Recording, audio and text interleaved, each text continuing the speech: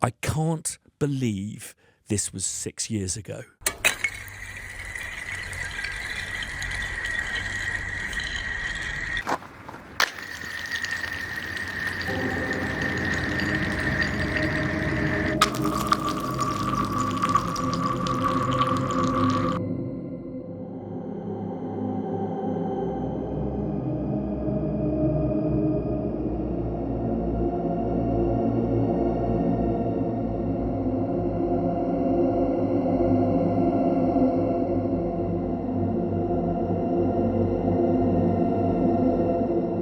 The Ice Choir is back, and I can't believe it's been 6 years.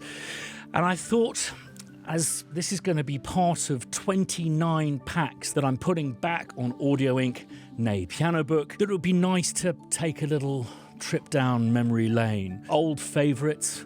For a lot of you, these will be new stories, but we'll be looking at some new stuff as well, and looking at where this memory lane took us. There's an insane set of handbells which just define the all you need is one sound to create that spark. We'll be revisiting a piano from a church, looking at some bleeps and bloops, and an insane reverb unit that's got nothing to do with Piano Book, but where the story has its roots, a legend.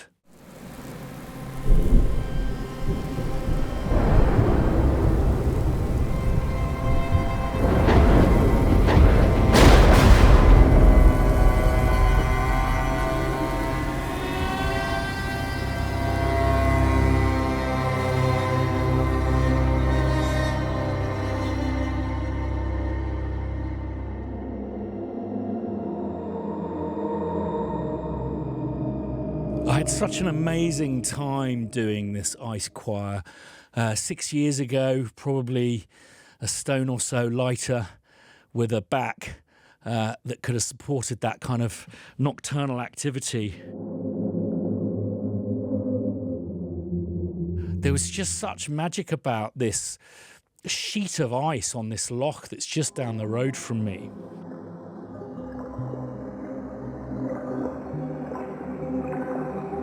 As the ice scooted across on top of the other ice, it created a resonance, and I was surprised to find that the pitch of that resonance changed as the loch got colder. So I tried it in the evening and then went back in the early hours of the morning.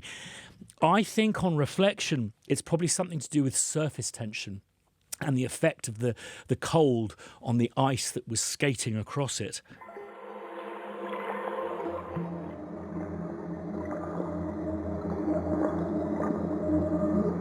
This is part of 29 packs that I've repackaged, and I'm going to be putting back up on what is still Piano Book. But there is a catch, and for that, you'll have to wait to the end. But first, a couple of bits that got included in the Advent calendar that I didn't get to in my last Audio Inc. video. Handbells.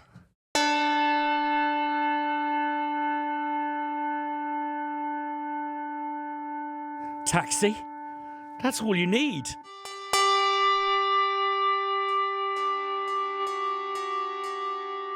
But the minute you start playing it like a keyboard, it almost takes on a Chamberlain-like quality.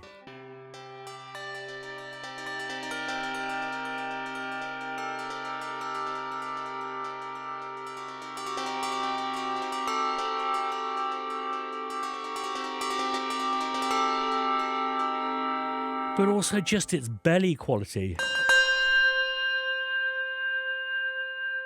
I think what I love about sample instruments is when they respond best to humanity.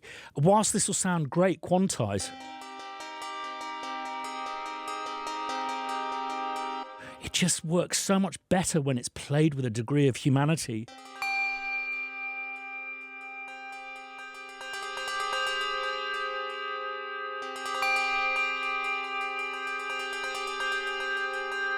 This is from Russ Thomas, and there's not a video that goes with it, but it's such an extraordinarily well recorded and made instrument. There's different articulations, so there's a shake. Oh.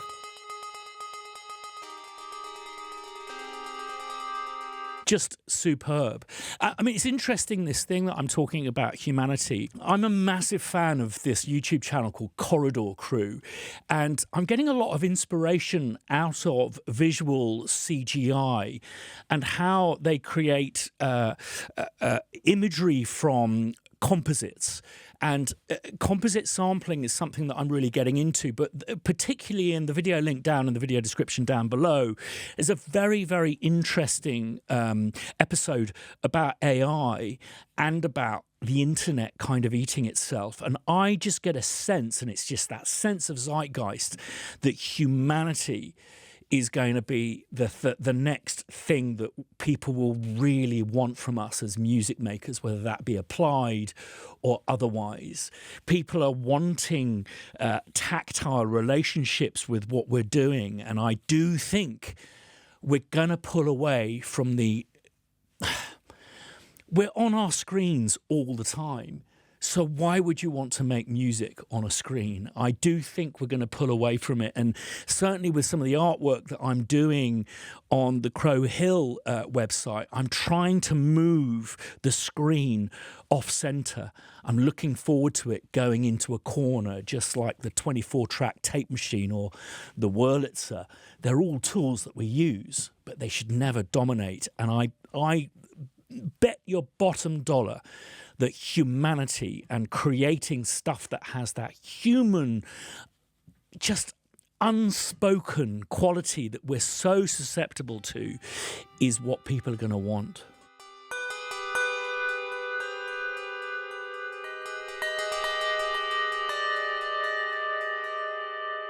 That sense of conversation within our music, the sense of narrative, the sense of the fluctuations of anger, despair. Anyway, I'm waffling. Now, I remember this. A gentleman called Richard Luke was inspired by the Piano Book Project and this piano, and tells a lovely story about it. But this is the first time Richard sampled something, and I remember being moved almost to tears, not just by the sound quality and the quality of engineering in the instrument, but also that someone could create something so special off the bat. This is the original, which was presented originally in EXS format.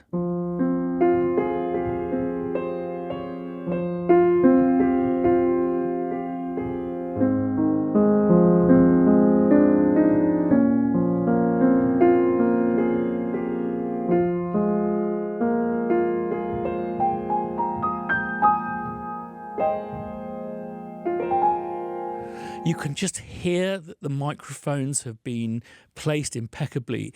It doesn't just take you to the piano, it takes you to the space, but in a way that is not overwhelming.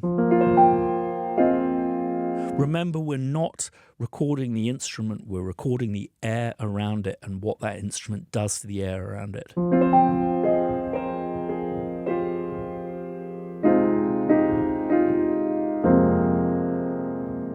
But Richard updated this for the Advent calendar. The results are very surprising.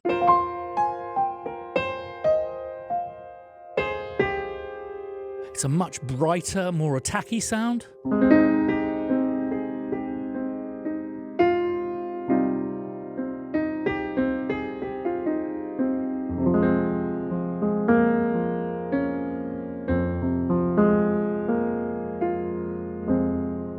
So there's a brightness thing. Do we need to...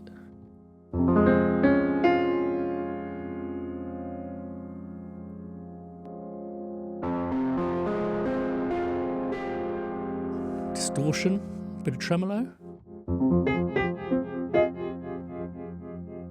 I like it, but I have an alternative if that's the kind of thing you like doing with your piano, which I will get to.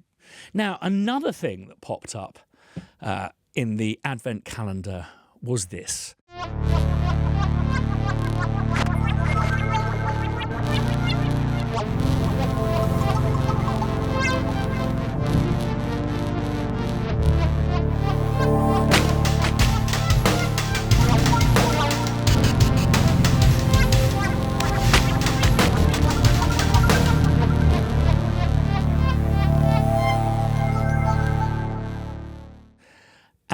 by golly, not only is it inspiring, look at that GUI. It is a thing of wonder.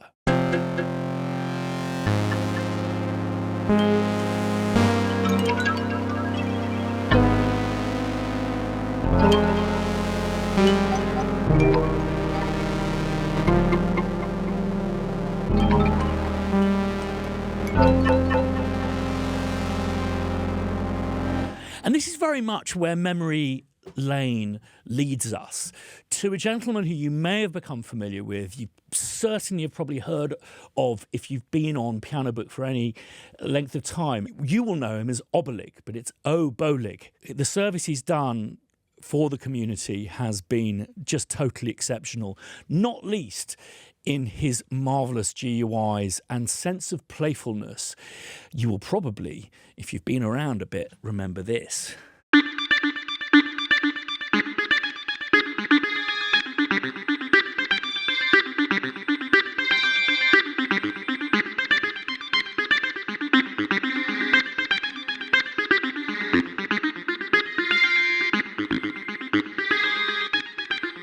And in a demonstration of the magnificent effect Owen has had on the community, Portals is an amazing collaborative effort with some of the real stars over the last few years of the Piano Book community. And if you just check out his Piano Book channel, O Bolig, then you're in for a world of treats. But it doesn't stop there. Welcome to the walkthrough video for Tremor. Seeing as I have a long list of sample libraries that I've developed with other people, I thought it would be fun to send a few of them through Tremor to see how it alters their sounds. The first instrument that I've pulled up is Soft String Textures by Dan Keene.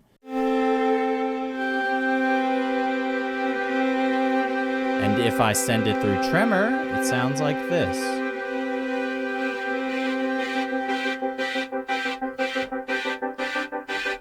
Personally, I think that sounds pretty cool.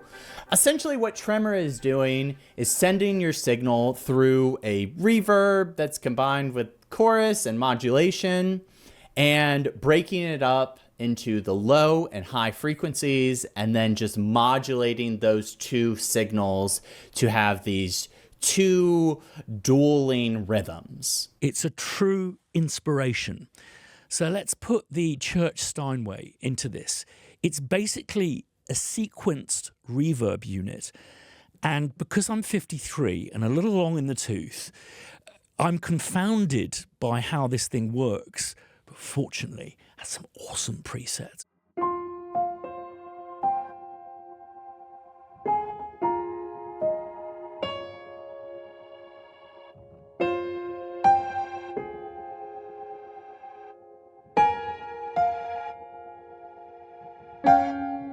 Just extraordinary way of using splosh.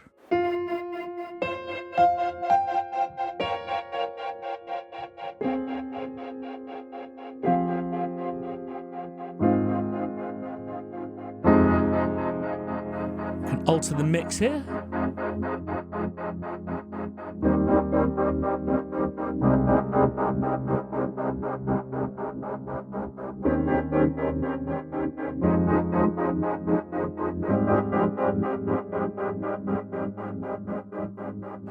It's amazing that you can take something just as organic as a piano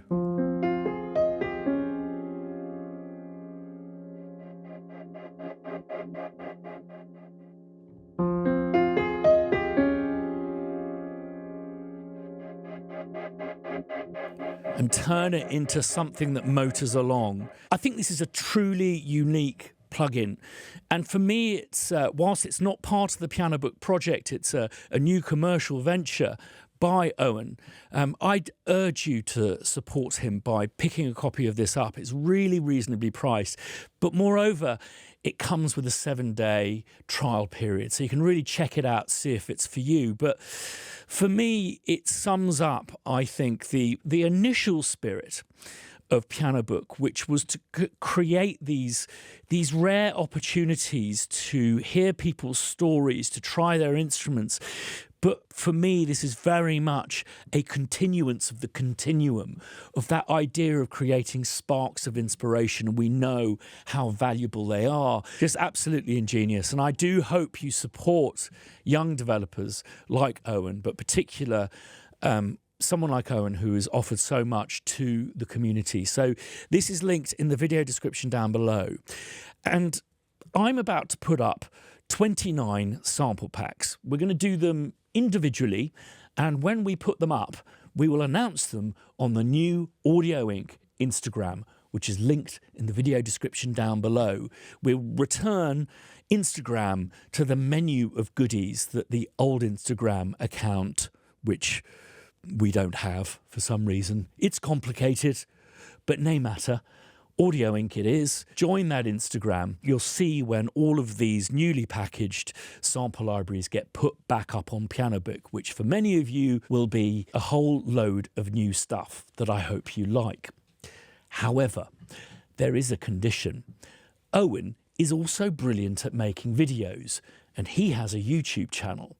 Now, many of you who don't have YouTube channels will probably not know this, but once you get to 1,000 subscribers, it enables you to do all sorts of stuff with YouTube, which helps you grow the channel, which is why you will hear often YouTubers refer to the first 1,000 subscribers as the hardest. Now, Owen's hard work, dedication, and brilliant videos has got him close to 1,000. So this is my deal with you. If you go and subscribe to his channel, the minute he gets over 1,000 subscribers, I'm going to start the sample pack tsunami, putting back my packs onto Piano Book.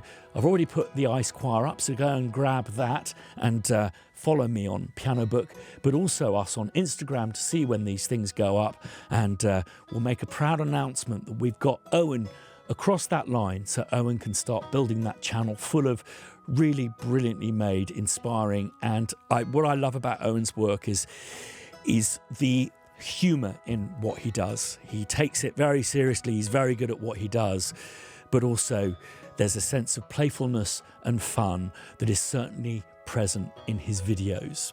I think I'll leave it there today, but there's loads of stuff coming up to do with this project. I mean, some really exciting stuff. So do subscribe to this channel if you haven't done already. Subscribe to the new Instagram for more regular and immediate news about what's going on with Audio Inc. nay Piano Book. I'll stop saying that in a minute. And I'm just really glad that you've stuck with us and stuck with me to the end of this video, because there's some great stuff to come. And whilst we've got people like Owen in our fold, that greatness is undeniable. So support him. Go and pick up a copy of this amazing reverb unit. Subscribe to his channel, and let's keep this show on the road.